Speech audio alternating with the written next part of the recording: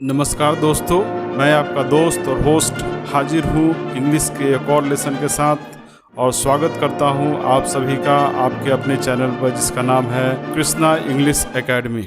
आप जानते हैं कि हर व्यक्ति का, हर इंसान का एक अलग व्यक्तित्व होता है। इंसान अपने आप में विशिष्ट है और हमारा व्यक्तित्व हमारे जेनेटिक फैक्टर जो कि हमारे माता पिता से आते हैं और हमारे आसपास के वातावरण द्वारा निर्धारित होता है। मनुष्य के मस्तिष्क या मनुष्य के व्यक्तित्व उनके सांस्कृतिक विकास, पारिवारिक पृष्ठभूमि, आनुवंशिकता और आसपास के वातावरण द्वारा प्रभावित होते हैं। आज इस वीडियो में मैं आपको 10 पर्सनालिटीज़ या 10 व्यक्तित्व के बारे में बताने जा रहा हूँ। तो चलिए देखते हैं कि ये 10 पर्सनालिटी किस तरह के होते हैं। सबसे पहला है वह इंसान जिसे अपनी ज़िंदगी को देखने का नज़रिया बहुत ही सिंपल, डायरेक्ट और स्पष्ट है। उसका कोई भी निर्णय इस आधार पर होता है कि इससे उसका क्या फ़ायदा होगा। अपने लालच, स्वार्थ और अपनी उन्नति की इच्छा से दूसरों को नुकसान पहुंचाता है। वह यह सोचता है कि इस दुनिया में हर कोई एक दूसरे का फ़ायदा उठाते हैं और मैं भी इसमें पीछे क्यों रहूं। तो इस इंसान को कहते हैं इगोइस्ट, मतलब स्वार्थी।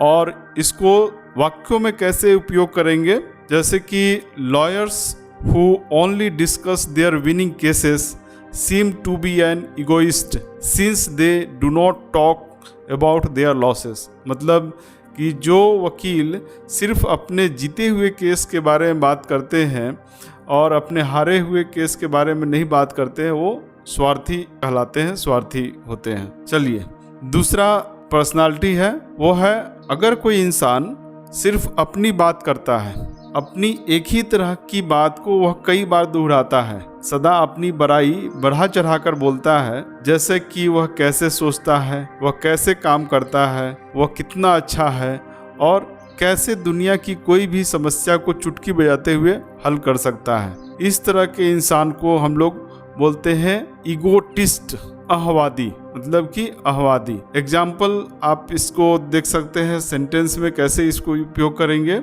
John is such an egotist that he talks about himself all the time. मतलब कि जॉन एक अहवादी है जो कि हमेशा अपने ही बारे में बोलता रहता है। अगला पर्सनालिटी है वैसे लोग जो दूसरों की मदद में अपनी खुशी महसूस करते हैं। वह अपनी परवाह न करके दूसरों की परवाह करते हैं और इस तरह के लोग को हम लोग अल्ट्रुइस्ट या परोपकारी बोलते हैं। इसको वाक्यों में कैसे उपयोग करेंगे, तो animals can have more altruistic behaviour then humans.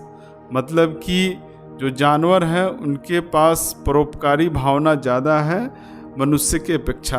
अब मैं जो बात करने जा रहा हूँ वह ऐसा व्यक्ति है जो अपनी हर क्रियाकलाप के बारे में बहुत सजग रहता है, जैसे कि उसके विचार की भावनाएं इत्यादि। वह हमेशा यह सोच में रहता है कि लोग उसके बारे में क्या सोचेंगे। वह सोचता है कि मैं कैसा दिखता हूँ, मुझे यह बोलना चाहिए था या नहीं बोलना चाहिए था। इन्हें यह नहीं मालूम होता है कि लोग इनके बारे में कुछ भी नहीं सोचते हैं और इस तरह के लोग एकांत प्रिय होते हैं। उनकी बड़ी इच्छा होती है कि लोग उन्हें पसंद करें और स्वीकार करें। इस तरह के लोग शर्मीले और शांत रहने वाले होते हैं, अक्सर चिड़चिड़ा और नाखुश होते हैं। उन्हें अकेले रहना पसंद होता है और ज़्यादातर 1 या 2 लोगों के साथ रहते हैं। इस तरह के लोग रचनात्मक कार्य करने की योग्यता रखते हैं और ऐसे कार्य से बचते हैं जहां दूसरे लोगों की सहयोग की ज़रूरत होती है। यह लोग बुद्धिमान होते हैं या फिर बुद्धिमान बन जाते हैं। इस तरह के लोगों को हम लोग इंट्रोवर्ट बोलते हैं, मतलब कि अंतर्मुखी।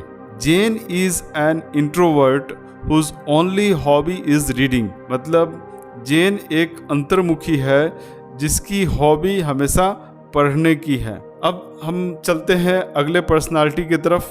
अब मैं जिस व्यक्तित्व की बात कर रहा हूँ वो ऐसे व्यक्तित्व वाले लोग होते हैं जो ज़्यादातर शिक्षक, परामर्शदाता, प्रशासक या फिर बीमा एजेंट होते हैं।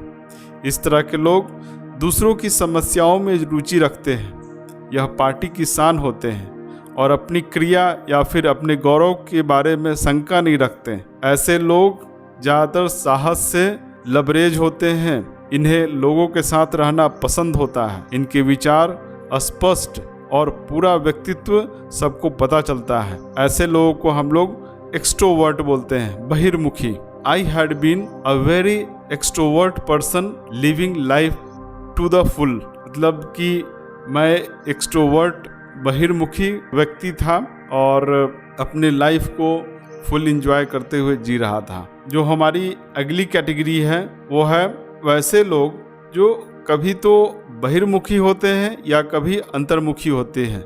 मतलब कि अलग अलग समय पर अलग अलग उनका कैरेक्टर झलकता है, उनकी पर्सनालिटी अलग समय पर अलग अलग होती है। और इस तरह के लोग ज़्यादातर साधारण किस्म लोग होते हैं और इन्हें हम एम्बीवर्ट या उभयवर्ती बोलते हैं। इसका प्रयोग अगर वाक्य में किया जाए तो कुछ इस प्रकार वाक्य में प्रयोग हम कर सकते हैं।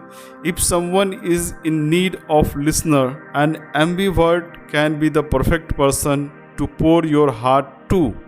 मतलब कि अगर कोई अपनी बात किसी को सुनाना चाहता है, कोई चाहता है कि कोई उनकी बात को सुने, तो उभयवर्ती लोग सबसे परफेक्ट हैं और जिनको कि आप अपने दिल की बात बता सकते हैं। अब हम बात करने जा रहे हैं वैसे लोगों की जो कुटिल, निंदक, कड़वा या संदेहजनक होते हैं और दूसरों से नफरत करते हैं लेकिन इसे स्वीकार नहीं करते। इस तरह के मनुष्यों में मूर्खता, कुटिलता और दरिद्रता भरी रहती है और इन्हें हम मिज़ान्थ्रोप मतलब मानव द्वेषी बोलते हैं। इसको अगर वाक्य में प्रयोग करें तो कुछ इस तरह से वाक्य में प्रयोग किया जा सकता है, जैसे with age his bitterness and misanthrope somewhat intensified. मतलब कि उम्र के साथ उसकी जो कड़वाहट और मानव द्वेषी भावना है वो ज़्यादा बढ़ गई।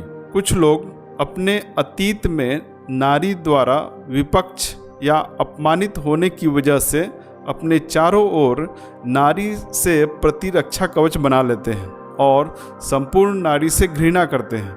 इन्हें कोई भी नारी पसंद नहीं होती। इस तरह के लोग को हम मिज़ोगाइनिस्ट मतलब नारी द्वेषी कहते हैं। The basketball team refuse to work with their coach because of his misogyny and his rude behaviour. मतलब कि महिला बास्केटबॉल टीम अपने कोच के साथ काम करने से मना कर दी क्योंकि उसका जो कोच है वो नारी द्वेषी है और उसका बिहेवियर रूड है। वैसे लोग जो शादी के झंझट में नहीं पड़ना चाहते हैं, अपने विपरीत लिंग को पसंद तो करते हैं लेकिन शादी के झंझट में नहीं पड़ना चाहते हैं। इस तरह के लोग एक कमरे में विपरीत लिंग के साथ रह सकते हैं लेकिन शादी नहीं करते हैं। यह लोग समर्पण पसंद नहीं करते हैं और स्वतंत्र रहना चाहते हैं। इस तरह के लोग को मिज़ोगैमिस्ट बोला जाता है, मतलब विवाह द्वेषी। The gentleman believed in misogamy because his first 2 marriages had failed. मतलब जेंटलमैन है वह विवाह द्वेषी है क्योंकि उसका पहला जो 2 शादी है वो फेल हो गया, ख़त्म हो गया, टूट गया।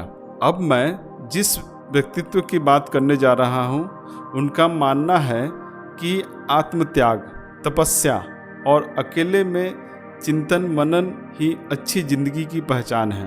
वह बहुत ही साधारण खाना खाते हैं और साधारण कपड़े पहनते हैं। इन्हें सांसारिक सुख में कोई दिलचस्पी नहीं होती है। इनका उद्देश्य आध्यात्मिक पूर्णता को प्राप्त करना होता है और इस तरह के लोग को एसेटिक मतलब तपस्वी बोला जाता है। The first 4 gurus led simple ascetic life and were regardless of worldly affairs। जो पहले 4 गुरु थे उन्होंने तपस्वी का जीवन व्यतीत किया और उन्हें सांसारिक मोह माया से कोई मतलब नहीं था। मैं समझता हूँ कि अब आप अपने आसपास के लोगों के व्यक्तित्व को वाक्यों में आसानी से प्रयोग कर सकने में सक्षम हैं। आप जितना इन शब्दों का प्रयोग अपने वाक्यों में करेंगे उतना ही ज़्यादा आपको इन शब्दों के ऊपर में पकड़ मजबूत होगी और कमांड होता चला जाएगा। अगर यह वीडियो आपको अच्छा लगा हो तो इसे लाइक करें, सब्सक्राइब करें और अपने दोस्तों और फैमिली के साथ शेयर करना ना भूलें। फिर मैं मिलता हूँ अगली वीडियो में किसी और टॉपिक के साथ। तब तक के लिए धूम मचाते रहिए। धन्यवाद।